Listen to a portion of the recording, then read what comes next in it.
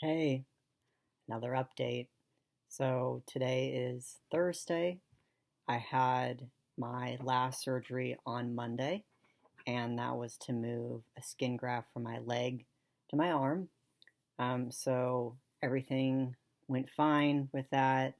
Um, the skin graft on my leg, I can't really show it, but it's currently covered with Zeroform, which kind of keeps it moisturized, and then it was covered with gauze and then a few abdominal pads and an ace bandage.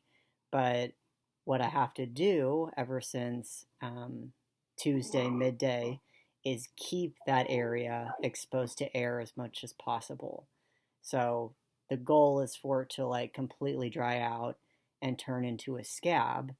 So navigating that has been kind of an extra challenge. It's located in the area of my thigh that's like almost to like my waist. So I haven't been able to wear like regular shorts, regular underwear, just because it would be literally on top of that wound. So uh, modesty has gone out the window with all these surgeries, but especially with this one. Uh, like I said, they moved a skin graft to my arm. They did go ahead and keep the wound back on my arm, which I'm bummed about, but only has to be taken off one more time, and then I'm supposed to be completely done with the wound vac. So I'm excited about that. When I woke up from surgery, they had told me beforehand that I was going to have a lot of pain in my leg, and they could do what's called a nerve block so that a lot of that pain would be reduced. So I went ahead and I consented for that when I woke up because, again, a lot of pain. But what I didn't know is that once they did the nerve block, I wouldn't be able to use that leg for about 18 hours after. So immediately had relief. It was really nice.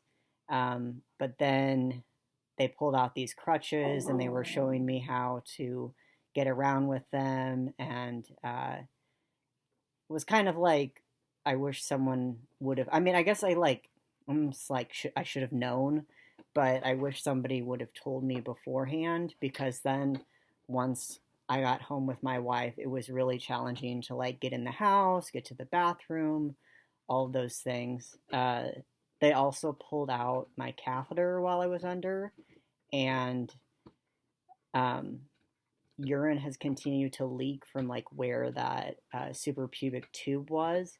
So just kind of like some unexpected things when I woke up from surgery is like when I'm going to the bathroom now, I'm like leaking out of that hole where that tube was, and like I can't use my leg, and like and like to the point where if I was to put any weight on that leg after that nerve block, I would have fallen over.